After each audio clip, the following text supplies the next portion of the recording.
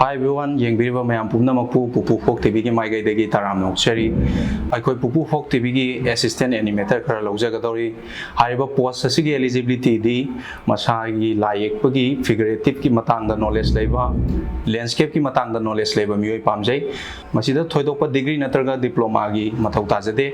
Masagi skill leiba knowledge degi layek pagi matangda potential leiba mioi dunia khoina pamjai ba si. Set masinga khanna bani aduna mayamna both train and untrained akoina welcome tawjari haibdi hana computer pairaklaba computer da yekpagi knowledge lerklaba mioi orabsu yai aduna taba hana yekudi heraga computer knowledge laitaba mioi singorga su akoina tarana welcome tawjari mokoi bu sokoina training pigani ado haiba si akoi lakliba tang manga mathang thagi tang manga phaugi manungda akoi gi office hour da pung 10 dagi na pung 3 baugi manungda thawai yaw mioi singna lakpi haiba wafam asi thamjage thank you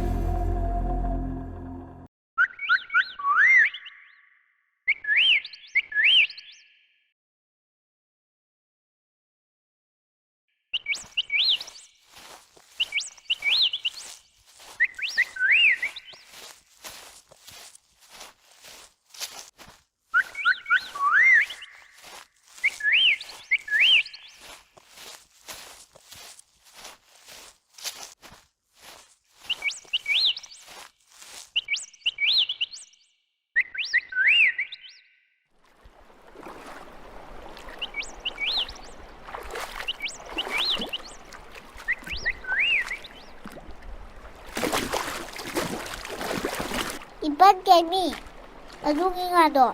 Ako loy na sabo ko narani. Lao, nga do lo ka saro se.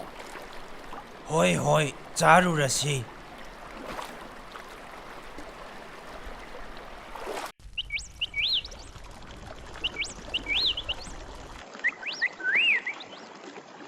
Si o na saro ise. Nang susak laba mani. Ikaru du ise. Nga do saro. Natradi, nang nasabi yabi solani. Hoy, ay sarage. Ado, nangi naming kari kauge amukta hairaudana. Ay giming pathoba kauge. Ado ise. Nang giming di kari kauge. Ay giming na wangin thibi kauge. Oo, ado ise. Nang su akoy mayang pamisa. Asida pamsila o. Ay so asiday thandadong pamgeda. Ado, ay nangonda kay numahangini. Nang kanamtada haiganu ko. Haru ise. Kay do hayo. Tu, asidagi kay makukpan da nupase kanano. Ako iban KEIMI de. Ado ise. Pwede mo wali sana rasi. Ay tsayam na labi.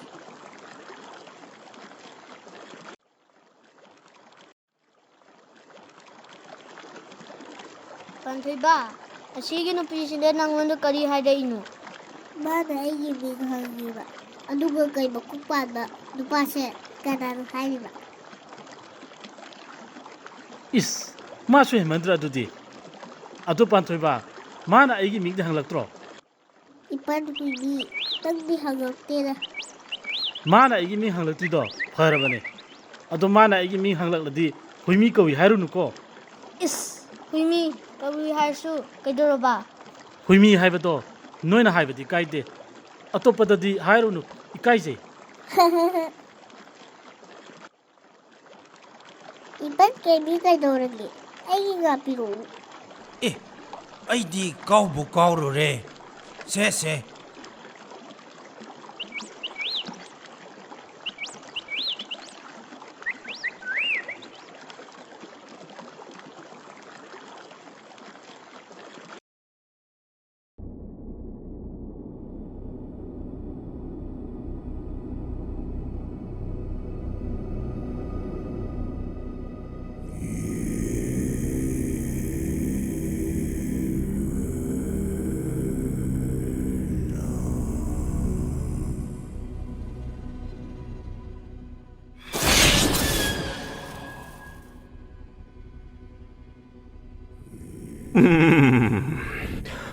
ꯑꯩꯅ ꯁꯣꯝꯗ ꯆꯤꯡꯂꯦꯟ ꯁꯅꯥ ꯅꯪꯕꯨ ꯍꯜꯂꯛꯄ ꯉꯥꯏꯔꯤ ꯑꯗꯨꯒ ꯅꯪꯅ ꯑꯩꯒꯤ ꯌꯥꯊꯪꯕꯨ ꯅꯥꯊꯩꯔꯒ ꯅꯤꯡꯉꯥꯏꯗꯅ ꯂꯩꯊꯣꯛꯂꯤ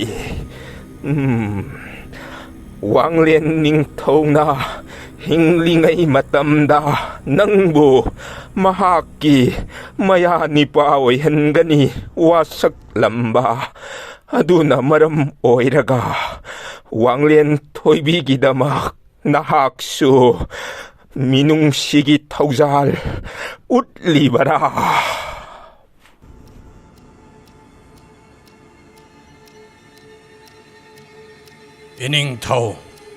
이닝ꯊꯧꯅ 야탕 삐비러버디 닝ꯊꯧ 셈ꯕꯒꯤ ꯃꯔꯥꯜꯗ ꯍꯥꯏꯕ ꯏꯟꯗ꯭ꯔꯕ ꯆꯤꯡꯂꯦꯟ ꯁꯅꯥꯒꯤ ꯂꯣꯔꯦꯜ ꯀꯛꯂꯒ 이닝ꯊꯧꯗ ꯁꯤꯟꯅꯖꯒꯦ.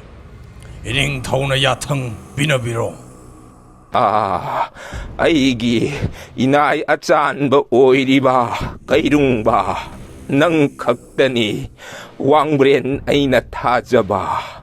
ꯆꯤꯡꯂꯦꯟ ꯁꯅꯥꯅ ꯃꯤꯔꯣꯠ ꯑꯣꯏꯈꯤꯗꯨꯅ ꯅꯤꯡꯊꯧ ꯑꯩꯅ ꯄꯥꯡꯊꯣꯛꯂꯨꯆꯣ ꯍꯥꯏꯅ ꯊꯥꯈꯤꯕ ꯃꯊꯧꯗꯥꯡ ꯑꯗꯨꯕꯨ ꯅꯥꯊꯩꯔꯒ ꯂꯩꯔꯤꯕ ꯑꯁꯦ ꯀꯔꯤ ꯃꯔꯝꯒꯤꯅꯣ ꯍꯥꯏꯕꯗꯨ ꯑꯩꯍꯥꯛ ꯈꯪꯗꯣꯛꯄ ꯄꯥꯝꯃꯤ. ꯃꯍꯥꯛꯄꯨ ꯆꯩꯔꯥꯛ ꯄꯤꯕꯒꯤ ꯃꯇꯝ ꯋꯥꯠꯂꯤ. ꯅꯍꯥꯛꯅ ꯇꯧꯒꯗꯕ ꯍꯥꯏꯕꯕꯨ ꯃꯍꯥꯛꯀꯤ ꯂꯩꯐꯝ ꯑꯗꯨ ꯊꯤꯗꯣꯛꯎ. ꯑꯗꯨꯒ ꯋꯥꯡꯕ꯭ꯔꯦꯟ ꯑꯩꯅ ꯁꯤꯟꯅꯈꯤꯕ ꯃꯍꯥꯛꯀꯤ ꯃꯊꯧꯗꯥꯡ ꯑꯗꯨ ꯑꯊꯨꯕ ꯃꯇꯝꯗ ꯄꯥꯡꯊꯣꯛꯎ. ꯃꯗꯨ ꯅꯠꯇ꯭ꯔꯕꯗꯤ ꯑꯀꯟꯕ ꯆꯩꯔꯥꯛ ꯐꯪꯒꯅꯤ ꯈꯪꯍꯜꯂꯨꯆꯣ. ꯆꯠꯂꯣ. ꯐꯒꯅꯤ 이닝ꯊꯧ.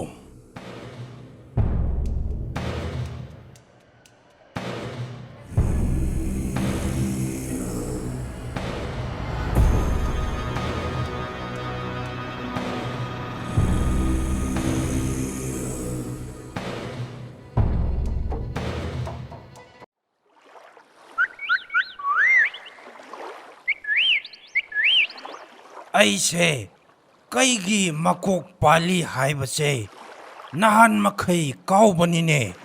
ꯅꯨꯄꯤꯁꯤꯅ ꯍꯥꯏꯕꯁꯦ ꯆꯨꯝꯃꯤꯅꯦ. ꯑꯗꯨꯕꯨ ꯑꯩꯅ ꯀꯔꯤꯒꯤ ꯏꯀꯥꯏꯒꯅꯤ?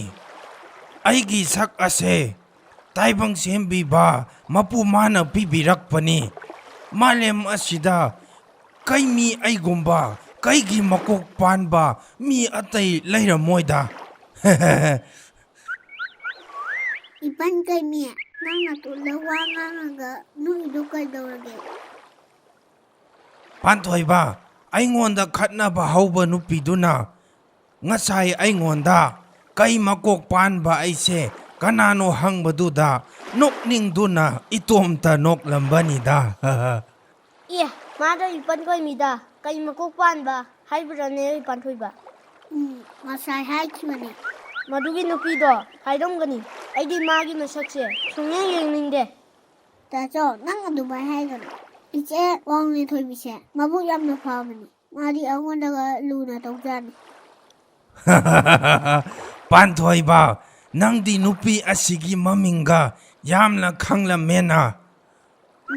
ꯑꯩꯅ ꯍꯪꯕꯗ ꯃꯥꯅ ꯍꯥꯏꯔꯛꯄꯅꯦ. ꯑꯗꯨꯒ 이번 게임이다. 마나네 ꯀꯩ ꯃꯀꯣꯛ ꯄꯥꯟꯕ ꯅꯨꯄꯥ ꯍꯥꯏꯔꯤꯕ.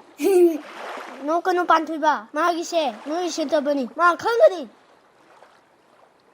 ꯏꯁꯤꯡ ꯆꯥꯎꯕ, ꯉꯥꯏꯈꯣꯅꯦ ꯅꯪꯕꯣ.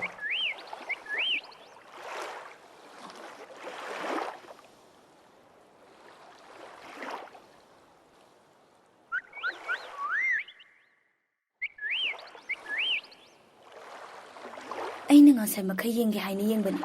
ꯃꯁꯤꯒꯤ ꯍꯨꯏꯁꯦ ꯃꯤꯅ ꯆꯥꯔꯤꯁꯤ ꯑꯗꯨꯝ ꯍꯦꯛ ꯌꯦꯡꯉꯒ ꯂꯩꯌꯦꯕ. ꯃꯁꯛꯅ ꯃꯔꯣꯜ ꯑꯃ ꯊꯤꯔꯤꯕ. ꯃꯄꯨ ꯍꯦꯛ ꯃꯥꯜꯂꯗꯅ.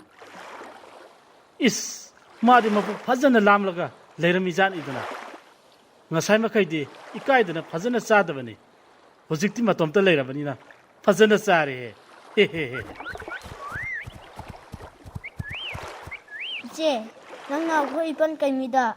ꯀꯩ ꯃꯀꯣꯛ ꯄꯥꯟꯕ ꯀꯩꯗꯧꯕꯩ ꯍꯥꯏꯅꯣ? ꯍꯩꯃꯥ, ꯑꯗꯨ ꯍꯥꯏꯕꯕꯨ ꯀꯩꯗꯧꯔꯒꯦ?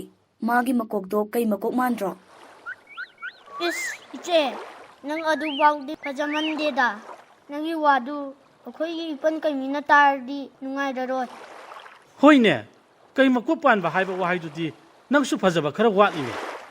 Eh, asigi huisi wangang bahay mali. Is, onthok na ikay da. Madi nga say makai ay na mga tawkiba mayam do. Loy na tamtawkiba tari. Is, ay di kamay daw niya. Panthoy ba, noy gi huisi wangang bahay haiba ay di kang ludre. Is, ay di am na ikay rebu. Ngami, akhoi ipan misu mi dawna. Wangamba fajanambani. Ish, haidokre ni tawrise. Ha, kari haiba. Hauzik ming do kari ba? KEIMI hamne. As, ay di loire dana. Pantoy ba, ay chat eh. KEIMI.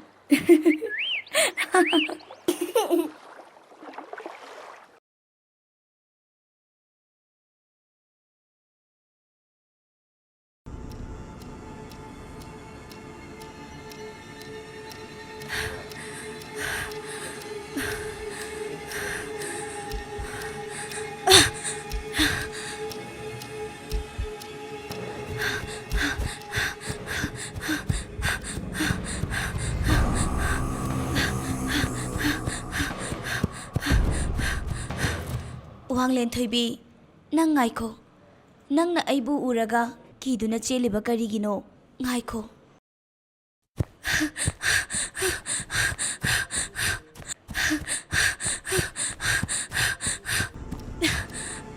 Aigi lambi thado. Kiduna cheliba aibu, ngammi matagum, kaigino nang nanjin oliba. Ay nang muki jaye, chatkro chalo. Wanglen thoibi, ay nanggi yeknaba nate. Ay nanggi nating pangbalakpani. Kaigino hayo, nang na amamba taibangbu, aduk yam na kiriba. Kijay, ay amamba taibang paanbabu yam na kijay. Ay siba kiye. Wanglen thoibi, ihengo, ay wahaygi, nang nakiriba sing ado, kanadaba ngaktani. Amamba amadi, sibada kipam thokte. Amamba layramdrabadi, anganba taibangda hingbagi, nungayba ado khanglamloy. Asiba haibasi layramdrabadi, hingduna laybagi mahausu khanglamloy. Aduna masida nahak na kipam thokte. Yengo, ay wahayge, nang hauzik potharo, nungay na potharo, nasado yam na chokthari, namit anido uisilo, potharo.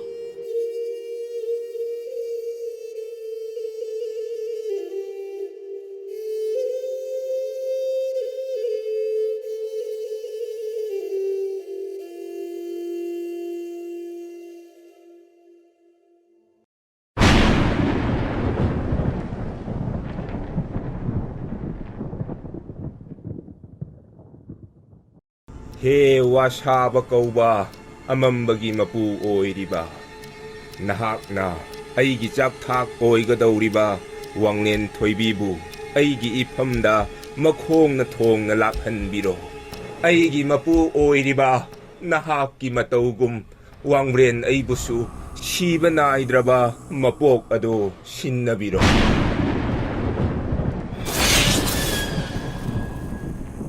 Hai, Wangbrain kauba, ni bagi penai draba na hakna, pam libadu, ay hakna tunghan mangamloy, nang na pam libadu, tungge hai rabadi, wanglen thoibibu iphamda, baliway na katlu, nang na madungam drabadi, nang na mangjariba manglan, amat tamang paw nararoy. He wasaba, amambatay banggi mapuo, karigumba nang na, wanglen thoibibu.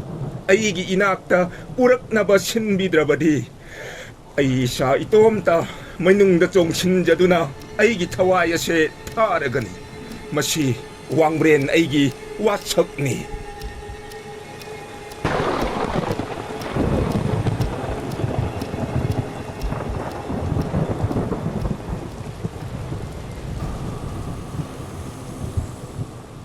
Wangbrain, ay nang ginateng pang mangamlaroy. Ay na wanglen thoibibu, nang ginanak ta na purak na bahot na bada. Kanagumba mana, ꯃꯥꯒꯤ ꯂꯝꯕꯤ ꯊꯠꯇꯨꯅ ꯂꯩꯈ꯭ꯔꯦ ꯃꯍꯥꯛꯄꯨ ꯐꯪꯅꯕ ꯊꯤꯔꯒ ꯅꯍꯥꯛꯀꯤ ꯅꯅꯥꯛꯇ ꯄꯨꯔꯛꯅꯕ ꯍꯣꯠꯅꯕꯗꯤ ꯅꯪꯒꯤ ꯅꯊꯧꯅꯤ